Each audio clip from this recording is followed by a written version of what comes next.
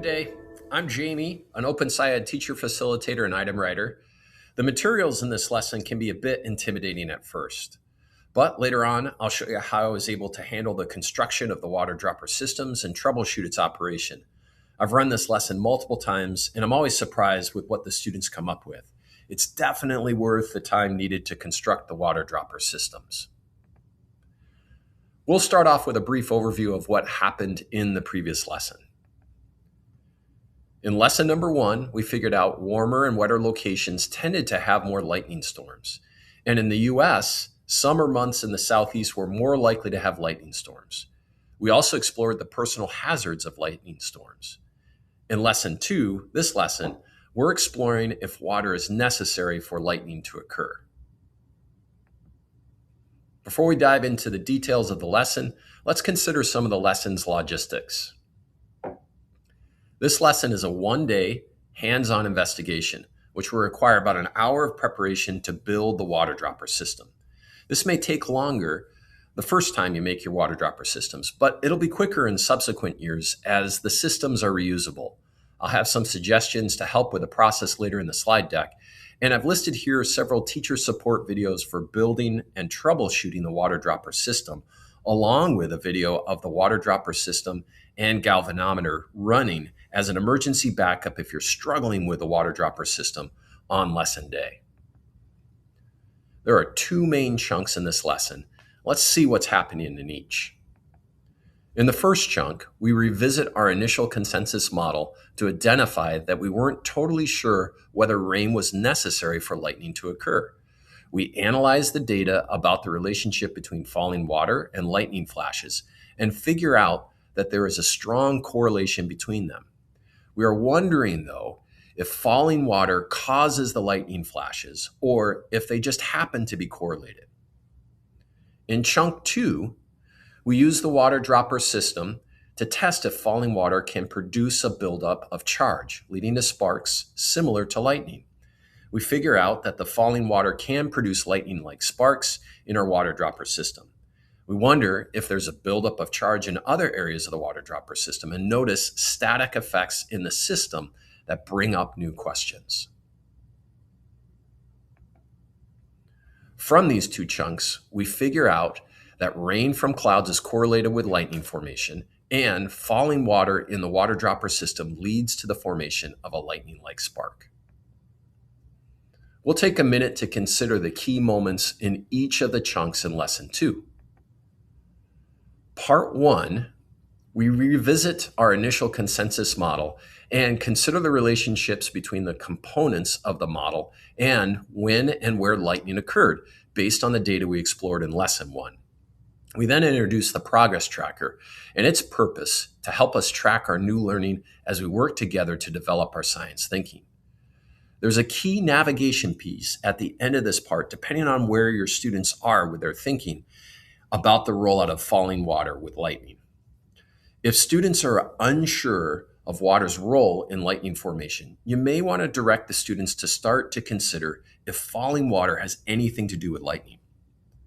If students are certain water is involved in the lightning formation, you may want to question if we have enough evidence at this point to know for sure if falling water actually accompanies lightning in all cases.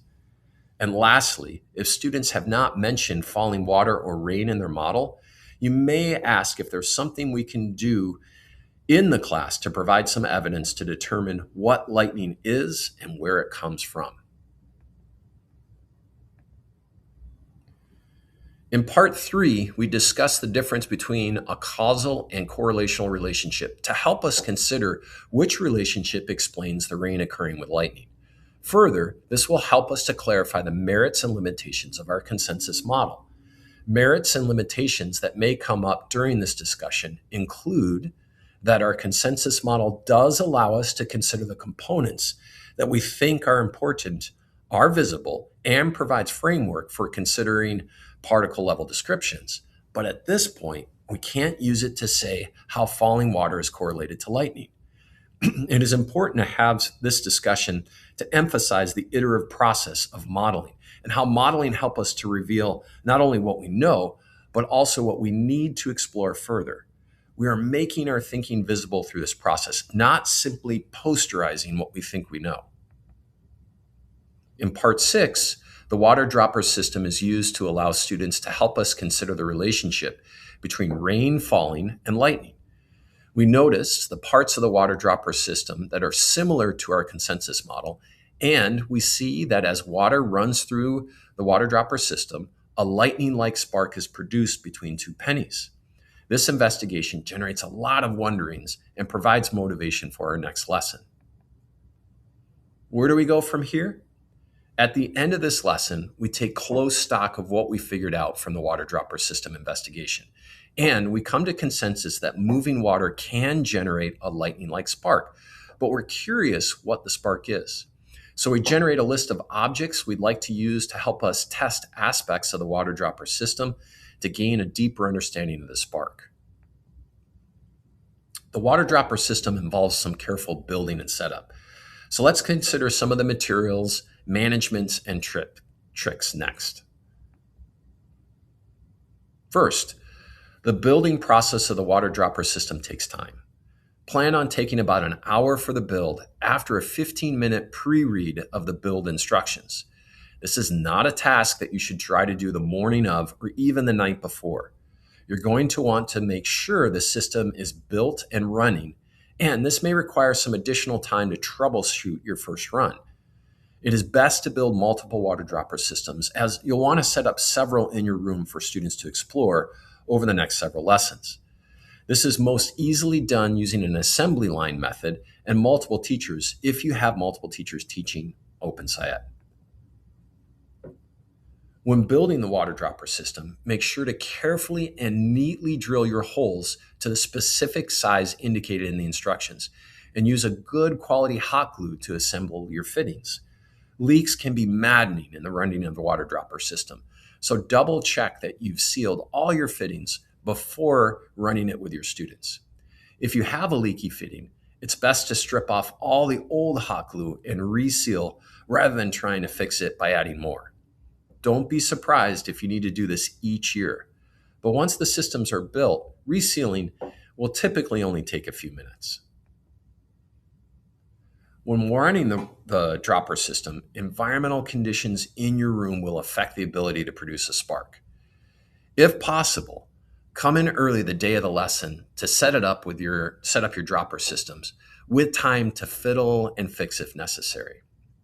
If you're not getting a spark, here's my short list of suggestions. There are more details in the water dropper troubleshooting document. First, double check your circuit, including the distance between the pennies. I usually start by bringing the pennies closer together. Recognize on humid days it will take longer to generate a spark than on dry days. Be patient, but if you're not producing a spark within 2 minutes of running, my next step would be to increase the water flow through the system. Adjust your aquarium fittings on the side of your plastic box, your cloud, to allow more water to flow through the system. If the spark is still not being generated, hook up a galvanometer to see if charge is building up. As the system runs, you should see the aluminum leaves of the galvanometer spread apart. If they are, adjust the pennies closer, and you should get a spark on all but the most humid days. I'm in the very wet part of the Pacific Northwest, and I've always been able to get a spark with some fiddling. If you're not seeing the galvanometer leaves spread, you're not building up charge, and you've likely got an issue with your circuit. Recheck your circuit diagram and start replacing alligator wires with new connections. If you still are not building up charge, you may want to consider running a dehumidifier the night before. There has been some indication from folks online that this has helped in desperate situations. Lastly, if all else fails, there is a support video that shows the students the phenomena. But in my experience, getting the system to work is worth the time and the effort. It's really cool to see the spark generated from moving water. Let's do a quick overview of the posters and models we'll use or create in this lesson. First, you'll need your class consensus model from lesson 1. Next, you'll be creating a merits and limitation posters from our consensus model that you'll want for future use during model modifications in future lessons. Lastly, hold on to those water dropper systems you built. You'll be using these again in Lesson 3 as students test for evidence of charge buildup in various parts of the model. I typically leave them set up in the room for the next lesson. In Lesson 3, we will carry out 2 rounds of investigations by adding different test objects to the water dropper systems. We will develop a model to illustrate the forces acting on the test objects, and we will identify related phenomena, static, that we think will produce similar interactions. Thank you for your time, and good luck and enjoy building and running your water dropper systems.